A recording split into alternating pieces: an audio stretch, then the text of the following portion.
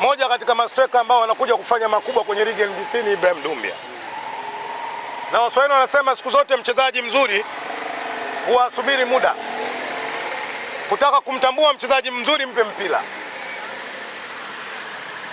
Wataalamu wote wa football wameona, wamezungumza kwa namna ambavyo kwa muda mchache aloingia yule mchezaji na kwenda kugusa mipira miwili, ameonekana ni striker wa aina gani. Mpira wa kwanza Chama anapiga pasi ya ndani, goalkeeper anatandika reli, anahisi nikiweka chini goalkeeper tamgusa na nyanyua mpira, kwa bahati mbaya mpira unakwenda kula nguzo. Watoto wa mjini wanaita mtamba panya. Pasi ya pili inawekwa ndani, anakwenda anaupiga ule mpira, wachezaji wanataka kufanyaje? Kuuana. Kwa sababu umezungumzia mchezaji mmoja, wache ni wapongezi wa viongozi wa Simba, hususan kwenye kamati ya usajili kwa namna ambavyo walivyokwenda kumsajili Ibrahim Dumbia. Ni kijana mdogo lakini ana historia kubwa kwenye football. Ibrahim Dumbia ndio mfungaji bora kwenye ligi ya Mali akiwa na miaka 19. Anakwenda kufunga goli 13, anakwenda kwa assist 5. Ndio mfungaji bora wa timu yake. Timu aliyotoka wamefunga goli 27 baada ya ligi kuisha. Mwamba mmoja amehusika zaidi ya goli 22 mpaka 20.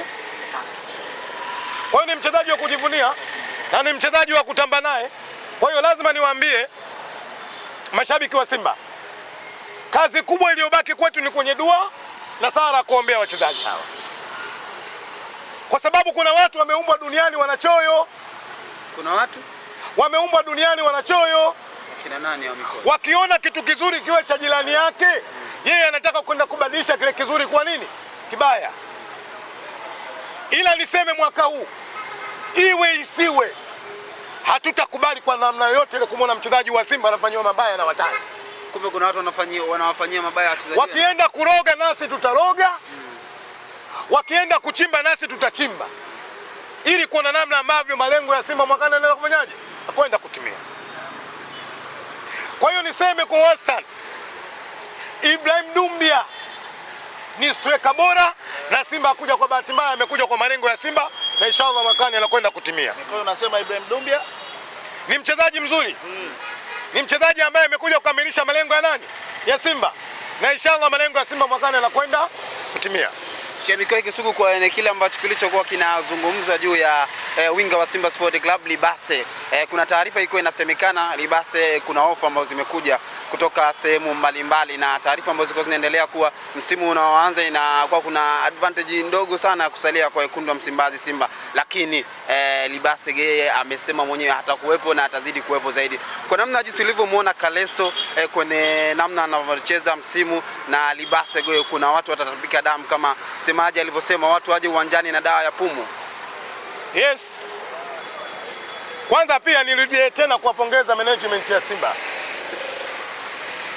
Simba ni klabu kubwa.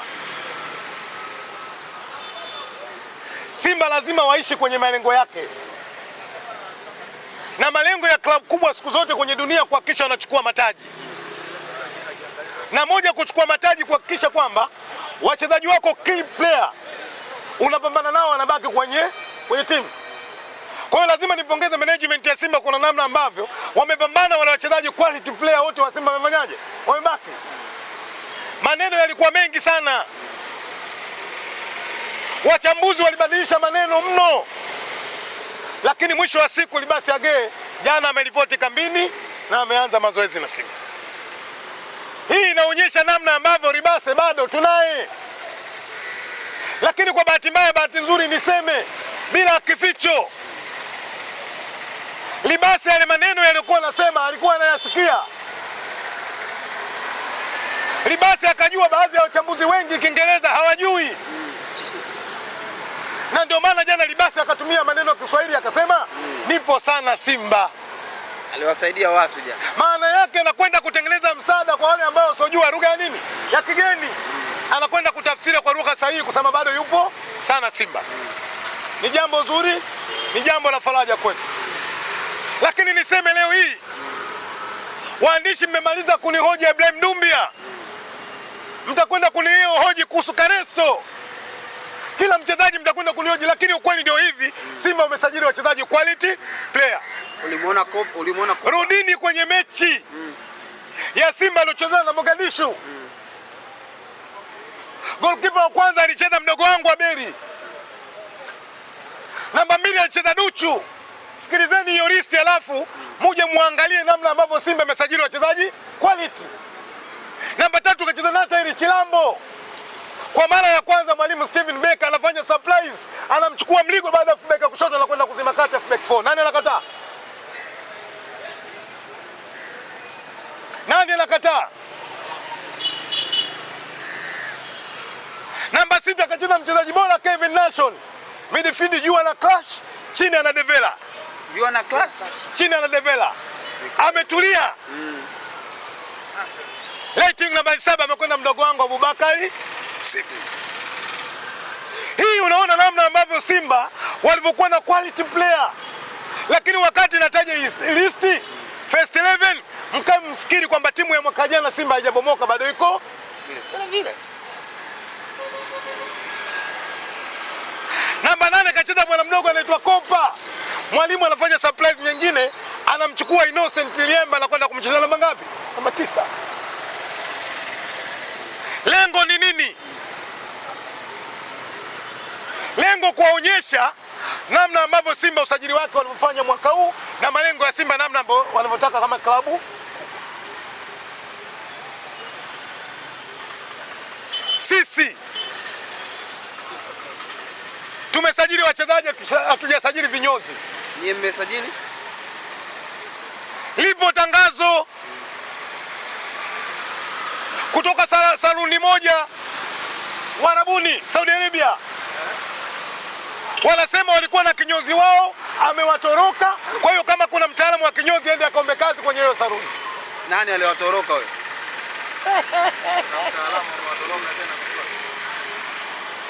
Baada yule mchezaji kwenda kutangazwa amesajiliwa, wenye saluni wakapata mashaka. Huyu mpira kacheza lini? Kumbe mara ya mwisho alikuwa anacheza ligi ya Zambia na rafiki yake alikuwa Patrick Pili. Ingeni kwenye ukurasa wa Patrick Pili ameongea haya maneno, mimi sibahatishi. Na bahati nzuri niwaambie waandishi wa habari, nchi hii timu zote zina ma-influencer, lakini timu yenye ma-influencer bora ni Simba Sports. Timu yenye ma-influencer wamesoma ni Simba Sports. Timu yenye ma-influencer wenye mvuto ni Simba Sports. Timu yenye ma-influencer wenye msimamo ni Simba Sports. Na hili ukitaka kulijua, nendeni mkaulize management ya Yanga.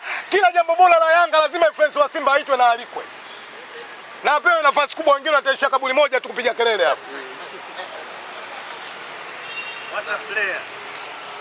Nyinyi mmekuwa mashahidi, waandishi. Mlikuwepo kwenye paredi la Yanga. Yanga wanakuwa mabingwa, influencer gani alokupata nafasi ya kunyanyua kombe? So wa Simba. Yule mnamtambua mwanafamilia wenu. Kuna muda mwingine kwani shetani alikuwa kiumbe wa nani? Yaani Mchome ni mwanafamilia. Shetani alikuwa kiumbe wa nani? Kwani mnaamini kwamba shetani Mungu amtambui shetani kwamba kiumbe wake? Sasa nyinyi shida nini? Unaona nyinyi mnamtambua Mchome ni mwana Simba mwenzenu. Nasema kwani Mungu amtambui kwamba shetani kiumbe wake japokuwa na jeuri? Namesema hivi. Kwani Mungu amtambui shetani kwa kiumbe wake? Anamtambua Mkoi. Lakini bado anakuwa nani? Shetani. Kwa nini mnamtambua Mchome ni mwana Simba mwenzenu? Kwa hiyo ninachosema juzi, haya maneno yangu ili yaonekane kwa kweli, ili nimwambie mdogo wangu Kizinga aendelee kushona viatu, achane na ya mambo, anapoteza muda, hana thamani ndani ya timu yake. Kizinga aendelee kushona viatu, aendelee kupiga kelele makaburi moja hapo, aendelee kupika pilau, arudi shule akaongezea degree yake, maisha yaende. hawathaminiki. Juzi moja katika siku ya muhimu, juzi wameambia watu wasilale. Watu wamekesha, sio mimi. Wakati wanakwenda kuwatambulisha wachezaji wao kwa maelezo yao. Surprise ilikuwa nini kati ya mchezaji na mshabiki wa Simba? What a player. Rais wa Dar es Salaam Young Africans, rafiki yangu ndio mgombea pekee ya wenyekiti ndani ya Yanga, ndivyo sivyo? Engineer Harris Saidi anampa Michael Kamwe ya Azam TV, anamwambia hii surprise imalizie wewe. Ndio nimemnukuu hivyo.